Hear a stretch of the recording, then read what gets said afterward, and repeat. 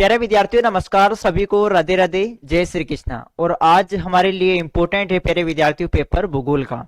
अब मैंने भूगोल के पेपर करवाना शुरू कर रहा हूँ प्रीवियस ईयर। ये मोस्ट इंपोर्टेंट पेपर है प्यारे विद्यार्थियों। जितने भी मैं पेपर करवाऊंगा इन प्रश्नों को पेपरों को अच्छे से आप नोट कर लेना, अच्छे से याद कर लेना। 100% गारंटी है, इन पेपर से बहुत सारे क्वेश्चन आपके पेपर में देखने को मिलेंगे। तो देरी किस बात की, हम स्टार्ट करते हैं। पेपर फर्स्ट देखो, ग्रामीण बस्तियों में वर्ताकार प्रतिरूप पाया जाता है। तो ग्रामीण बस्तियों में वर्ताकार प्रतिरूप जो है प्यारे विद्यार्थियों, वो झीलों व तालाबों के चारों ओर पाया जाता है। ठीक है, झीलों व तालाबों के चारों ओर। मेगानगर की जनसंख्या कितनी होती है? 50 लाख से अधिक होती है। नगर की जनसंख्या 1 लाख से अधिक होती है। महानगर की जनसंख्या 10 से 50 लाख के बीच होती है। और मेगानगर की जनसंख्या 50 लाख से अधिक होती है, ध्यान रखना। ठीक है, नवनिश्चयवाद की संकल्पना किसने प्रतिपादित की थी? ग्रिफिथ टेलर ने। मोस्ट इंपोर्टेंट पेपर है प्यारे विद्यार्थियों। प्रवास का अपकर्ष कारक है। अपकर्ष का मतलब अपनी ओर आकर्षित करना। अब कुछ भी कोई भी स्थान अपनी ओर आकर्षित कब करेगा? जहां रोजगार अच्छे उपलब्ध हो, काम के बेहतर अवसर, शिक्षा का स्तर उच्च हो, ठीक है, सभी प्रकार की सुविधाएं उपलब्ध हो, तो वो जो है ये सब प्रवास के अपकर्ष कारक हैं। सामरिक दृष्टि से संवेदनशील क्षेत्रों में सड़क बनाने का कार्य कौन सा संगठन करता है? सीमा सड़क संगठन करता है। सीमा सड़क संगठन की स्थापना 1960 में हुई थी। ठीक है, ज्ञान आधारित उद्योग कौन सा है? तो सॉफ्टवेयर उद्योग ज्ञान आधारित उद्योग है। निम्नलिखित में से लोहे इसक का प्रकार है। लोहे इसक का प्रकार है हेमेटाइट। लोहे इसक के 5 प्रकार हैं: hematite, limonite, siderite, laterite. Magnetite, hematite, limonite, siderite, laterite. Magnetite, hematite, limonite, siderite, laterite. तो लोहे इसक का प्रकार है हेमेटाइट। कोयले के 4 प्रकार हैं: एंथ्रासाइट, बिटुमिनस, लिग्नाइट और पीट।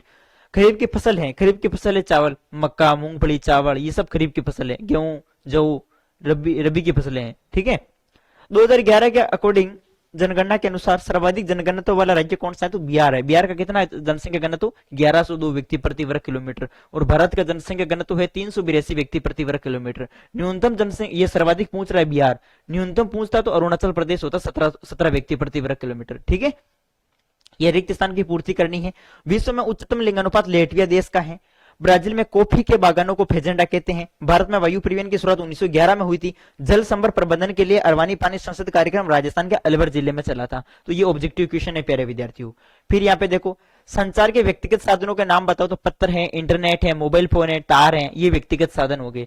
फुटकर व्यापार किसे कहते हैं? ऐसा व्यापार जिसमें ग्राहक जो होता है, कस्टमर जो होता है, वो वस्तुओं को प्रत्यक्ष रूप से खरीदता है, उसे फुटकर व्यापार कहते हैं। जैसे कि रेडी वाले हो गए, फेरी वाले हो गए, दुकान वाले हो गए। ये थोक व्यापार वालों से जो है वो सामानों को उधार लाते हैं। ठीक है, नेक्स्ट अगला है कि स्थिर जनसंख्या से आप क्या समझते हैं? जब जन्म दर व मृत्यु दर लगभग समान होती है तो उसे कहते हैं स्थिर जनसंख्या। वेरी इंपॉर्टेंट है, ध्यान रखना। आप लंबी दूरी तक तरल व गैसीय पदार्थों के परिवहन के लिए परिवहन की किस प्रणाली का सुझाव देंगे? तो हम पाइपलाइन परिवहन का सुझाव देंगे। ठीक है, ऊर्जा के समाप्य स्रोतों को बचाने के लिए आप किन नवीनीकरण योग्य ऊर्जा स्रोतों का सुझाव देंगे? किन 2 ऊर्जा स्रोतों के नाम बताओ। तो नवीनीकरण जिसकी पूर्ति दोबारा की जा सकती है, जैसे कि सौर ऊर्जा है, पवन ऊर्जा है, भूतापी ऊर्जा है, जवारी ऊर्जा है। ठीक है, और ए नवीनीकरण जिसमें कोयला, पेट्रोल, प्राकृतिक, ये हो जाएंगे प्राकृतिक संसाधन।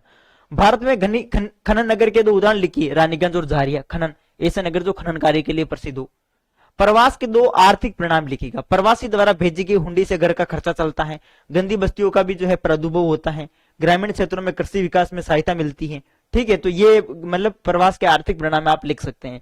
आप कृषि योग्य भूमि के निम्नीकरण के लिए किन कारकों को जो है वो उत्तरदायी मानते हैं? किन 2 कारकों के नाम बताओ। बाढ़, लवणता, मृदा क्षार, ये लिख सकते हैं। फिर देखो, सीमांत श्रमिक और मुख्य श्रमिक में अंतर लिखेगा। सीमांत श्रमिक ऐसे श्रमिक जो 6 महीने से कम दिन काम करते हैं। जो 183 दिन से कम दिन काम करते हैं वो सीमांत श्रमिक। जो 183 दिन से अधिक दिन काम करते हैं, जो 6 महीने से अधिक दिन काम करते हैं, वो मुख्य श्रमिक है। ये बस दोनों में अंतर ये लिखना है। भारतीय राष्ट्रीय जल नीति 2002 की किन्हीं 3 विशेषताओं का उल्लेख कीजिएगा। वेरी इंपॉर्टेंट प्रश्न है प्यारे विद्यार्थियों। भारतीय राष्ट्रीय जल नीति 2002 की प्रमुख विशेषता यह थी कि पीने का पानी सभी को उपलब्ध करवाई जाए। ठीक है, संदूषित जल को उसका पुनर्चक्रण किया जाना चाहिए। ठीक है, इस तरीके से ये आपने पढ़ा होगा चैप्टर जल संसाधन वाला, उसमें मैंने करवाया अच्छे से। भारतीय राष्ट्रीय जल नीति 2002 की किन्हीं 3 मुख्य विशेषताओं का उल्लेख करो, ये प्रश्न है। और अथवा में दे रखा है वर्षा जल संग्रहण के कोई 3 लाभ लिखेगा। वर्षा के जल को इकट्ठा करने के प्रमुख 3 लाभ कौन कौन से? तो ये अपने मन से भी लिख सकते हैं। बाकी चैप्टर आपने पढ़ा है तो प्यारे विद्यार्थी एक बार और देख लेना, वहां मिल जाएंगे क्वेश्चन का आंसर। आगे देखो, कच्चे माल पर आधारित किन्हीं 3 उद्योगों का वर्णन करो। वेरी इंपॉर्टेंट प्रश्न, ये जो बड़े प्रश्न है प्यारे विद्यार्थियों, मैं आपको बोल रहा हूँ, ये आपका काम है, होमवर्क है आपका। इन बड़े प्रश्न जो है, ये निबंधात्मक प्रश्न, ये आप जो है अपनी सीरीज के अंदर, आप चैप्टर में जो मैंने करवाए हैं प्यारे विद्यार्थियों, नोट्स में मिल जाएगी इन सभी के आंसर। ठीक है, विनिर्माण किसे कहते हैं, आकार के आधार पर किन्हीं 2 उद्योगों की व्याख्या कीजिएगा। ये प्रश्न पढ़ लेना आप सभी, फिर ऐसा मत कहना कि मैंने करवाए नहीं। इंपॉर्टेंट है, ध्यान रखना। जनसंख्या परिवर्तन के घटक कौन कौन से, जन्म दर, मृत्यु दर, प्रवास, ये लिख देना।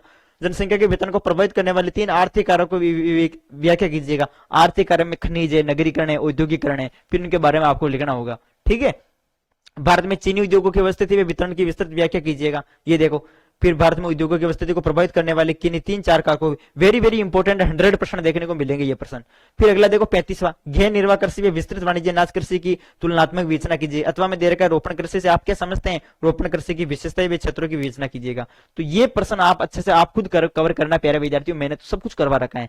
मैंने देखो चैप्टर वाइज आपकी थ्योरी भी पढ़ी है, चैप्टर हर एक चैप्टर को समझाया भी है, चैप्टर वाइज थ्योरी मैंने विस्तार से पढ़ाई है, साथ ही चैप्टर वाइज मैंने ब्लूप्रिंट के अकॉर्डिंग क्लासेस भी ली है, और ये आपके लिए पेपर भी करवा रहा हूं। तो इन पेपर में जो बड़े बड़े प्रश्न हैं, इनके आंसर आपको ढूंढने हैं, और ये आपका काम है। ठीक है, अच्छे से पढ़ना प्यारे विद्यार्थियों, टाइम बहुत कम बचा है, तो ये हमारा पेपर कंप्लीट हुआ। इसकी पीडीएफ में इसी वीडियो के नीचे उपलब्ध करवा दूंगा। ठीक है, ओके।